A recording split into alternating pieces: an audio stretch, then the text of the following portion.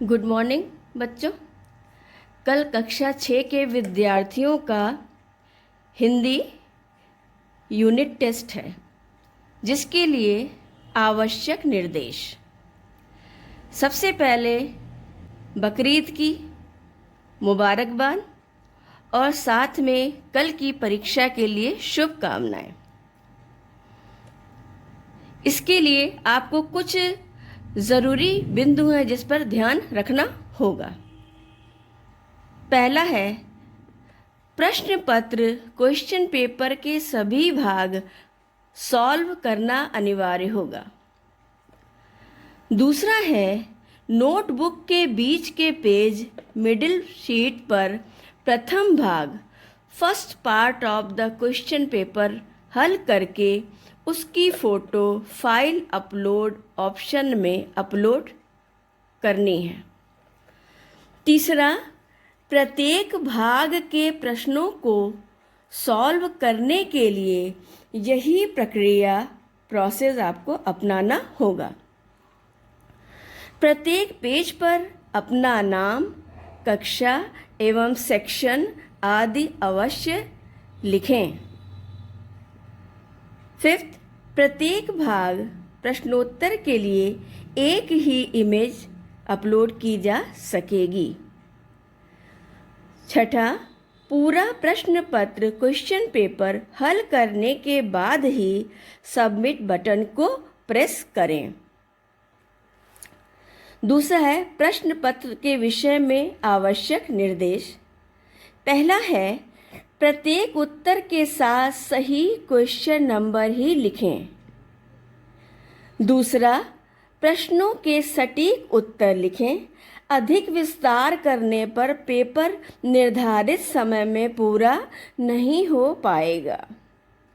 तीसरा, एक प्रश्न समाप्त करने के बाद ऐड फाइल में पिक्चर अपलोड करें।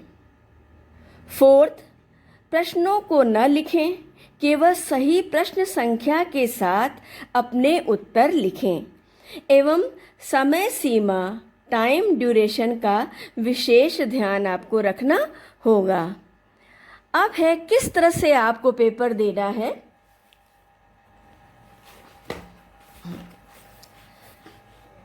रजिस्टर पेज से आप बीच का पेपर इस तरह से लेंगे, निकाल लेंगे पेपर को और यहाँ से लिखना प्रारंभ करेंगे। नाम, क्लास, सेक्शन, नाम, क्लास, सेक्शन, आपको ईमेल आईडी भी देनी है।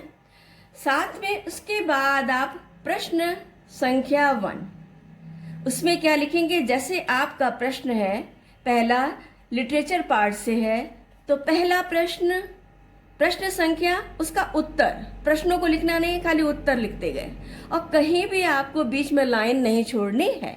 एक प्रश्न समाप्त हुआ, यहाँ अगले प्रश्न का उत्तर यहीं से स्टार्ट करेंगे।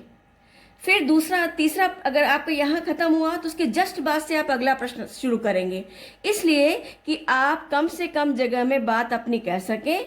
क्योंकि बीच में गैप छोड़ने पे क्या होता है कि पृष्ठ संख्या आपकी ज़्यादा होती जा रही है और उसको फिर अपलोड करने में कहीं कोई उल्टा लगा रहा है, कोई सीधा लगा रहा है, कोई आगे कोई पीछे, इसलिए आपको जगह नहीं छोड़नी है प्रश्नों के बीच में और लिखते चलना है प्रश्नों को। अगर आपका उत्तर लंबा हो जाता है तो आप नेक्स्ट पेज पे कंटिन्यू करेंगे, लेकिन फिर उसको आप अपलोड करना नहीं भूलेंगे। अब मान लीजिए दूसरी जगह पे आप आ गए, अगले पेज पे आपने व्याकरण पोर्शन किया है। अब व्याकरण में भी विलोम है, खत्म हुआ यहाँ पे, ठीक, पर्यायवाची है उसके बाद, ठीक, उसके बाद आपने आगे लिख लिया, लिंग लिख दिया, फिर उसके आगे वचनों को लिख दिया, फिर आपसे काल पूछा गया, लिख दिया। इस तरह से आपको जगह बीच में नहीं छोड़नी है। जगह छोड़ने पे हो रहा है कि आपका पेज फिर ज़्यादा बढ़ता है रहा, जितनी संख्याएं बढ़ती हैं उनको क्या कर रहे हैं आप अपलोड करने में, फाइल में अटैच करने में दिक्कत कर रहे हैं और उससे समस्याएं आ रही हैं, बार बार उसको फिर आवश्यकता पड़ रही है जोड़ने की। इसलिए ध्यान दें और पूरा पेपर हल कर लेने के बाद, सॉल्व कर लेने के बाद ही आपको सबमिट बटन दबाना है, अन्यथा फिर दोबारा आपका उत्तर नहीं मिल पाएगा मुझे। इसलिए आपको ध्यान रखना है, एक प्रश्न पत्र का थोड़ा सा पोर्शन आपने लिखा, कंप्लीट करने के बाद आपने अगला प्रश्न लिखा, उसको उसकी पिक्चर खींची, उसको अपलोड किया, फिर तीसरी पिक्चर खींची, उसको अपलोड किया, और जब पूरा प्रश्न पत्र आप कंप्लीट कर लेंगे तभी आप सबमिट बटन को दबाएंगे। इन सब विशेष चीज़ों का आप ध्यान रखें। उत्तर टू द पॉइंट लिखें, बहुत विस्तार लिखने पे समय बर्बाद होगा और आप प्रश्न पत्र को हल नहीं कर पाएंगे। कुछ विशेष चीज़ों का आपको बराबर ध्यान रखना है।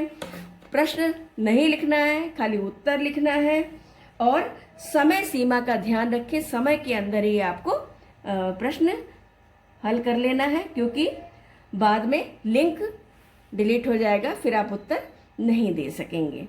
इसलिए पहला, फिर से मैं आपको बता दे रही हूँ, पहला पेज पे आपने उत्तर लिखा, उसको क्लिक किया फोटो, उसको अपलोड किया, फिर दूसरा आपने आंसर दूसरे पार्ट का किया, फिर क्लिक किया, फिर अपलोड किया, फिर मान लिया तीसरे पार्ट में आपने लिखा, तीसरे पार्ट को हल किया, फिर उसकी पिक्चर खींची, फिर अपलोड किया, अंत में ही आप सबमिट बटन दबाएंगे। कुछ बच्चों ने इस तरह की गलतियां की, एक पेज लिखकर छोड़ दिया है, किसी ने उल्टा लिख कर छोड़ दिया है और फिर दोबारा प्रयास किया है। इस तरह की दिक्कतें कल के पेपर में नहीं आनी चाहिए। क्लास 7th में इस तरह की गलतियां हुई हैं, इसलिए आप लोग को क्लियर ये बता दिया है मैंने। नाम, कक्षा और सेक्शन अवश्य डालेंगे, हर पृष्ठ पे ये लिखा हुआ होना चाहिए।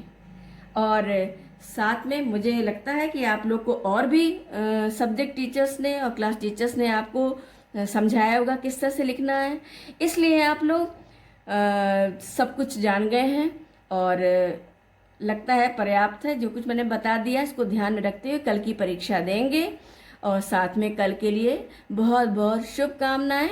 धन्यवाद।